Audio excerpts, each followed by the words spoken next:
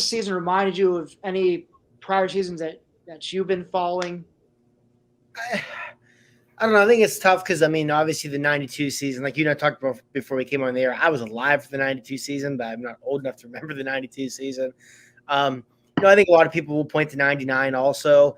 Now, that was a little bit different because the Minnesota loss came when they were, 8, and I think it was? Yeah. It was a lot later in the season. It was a lot later in the season than the Iowa loss was this year.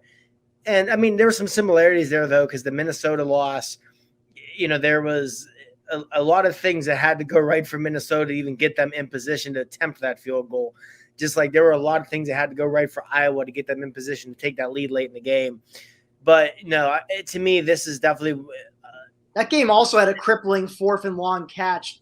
Yeah, that's what I was thinking. Where Minnesota got pretty damn lucky on that play to even get into that position to attempt the field goal, because that's definitely one of those plays that 9 times out of 10 goes in favor of the defense.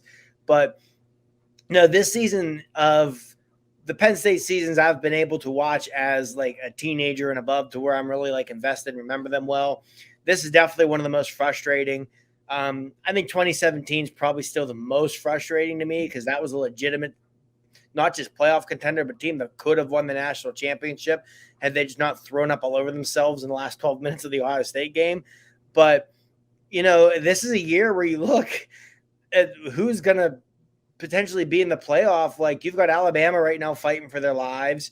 Cincinnati is a group of 5. Notre Dame, who's not very impressive. Like, you just sit there and wonder, what if Sean Clifford doesn't get hurt against Iowa? And right now, even if you still lose to Ohio State, you very well could be at 11-1 right now and maybe in a position to sneak in there as an at-large, or who knows? It's just that's where it gets so frustrating, because this season seemed to have so much promise. At first, the season reminded me a lot of 2019, and you were coming off of a lackluster 2018 season where you went 9-4. In 2019, you bounced back, start 9-0, wind up 11-2 with a Cotton Bowl victory. And this year, early on, seemed a lot like that, where they were going to come back, prove that last year was a fluke, and be back on track. But now, all of a sudden, you're stuck. And I know you can cherry pick stats and things of that nature, but ultimately, the last 2 seasons, Penn State they are what the record says they are, to steal a quote from Mike Tomlin. And the last 2 seasons, they're 11-10. And they're 8-10 in the Big Ten. And even if you go back to the tail end of 2019, they finished that season 3-2 down the stretch. So they have really struggled to build upon what they were putting in place when they had 3 11-1 seasons out of 4 years with 3 New Year's 6 bowl berths and 2 victories. And this is a big offseason for James Franklin. He just got that new contract, the new commitment from the university for the improved facilities and things of that nature.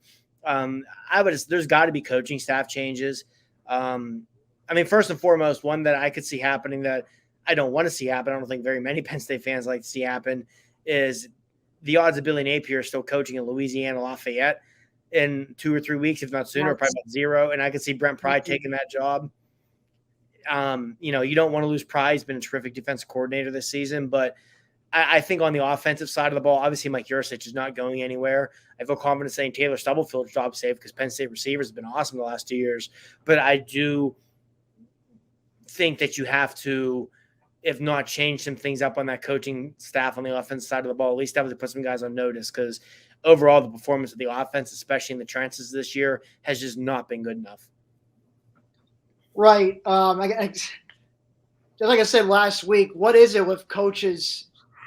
Was it with announcing these big extensions for coaches, and then the teams going and laying an egg the fall that week? Saw with Sparty last weekend at Ohio State.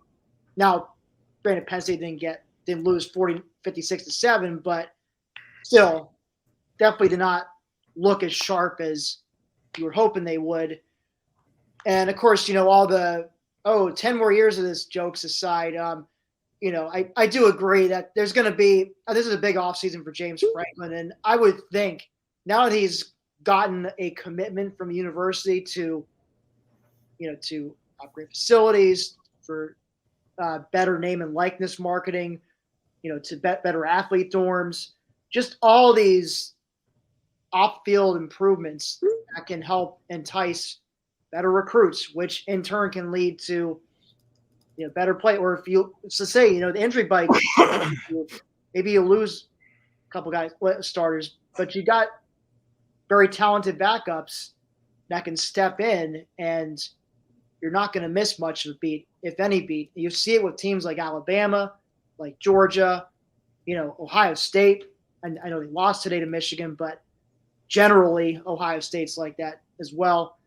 So, all these little facelifts that desperately need to be done, regardless who the coach is. Like, even if Franklin, say, had left, I'll tell you what, the next person who would have come in, whether it was Luke Fickell or Matt Rule, whoever, they'd be demanding the same things as what Franklin was demanding. So people there making the snarky, well, if we just build a new facility, maybe that's not going to, we'll coach better or something or whatever. Just comments like that. Like, just understand that even if you get your wish, the next guy who comes in is going to be demanding the same level of commitments, if not more, than what Franklin's demanded. So that being said, despite how frustrated we all are, how frustrated I was today, we saw the Slack messages we're all sending each other.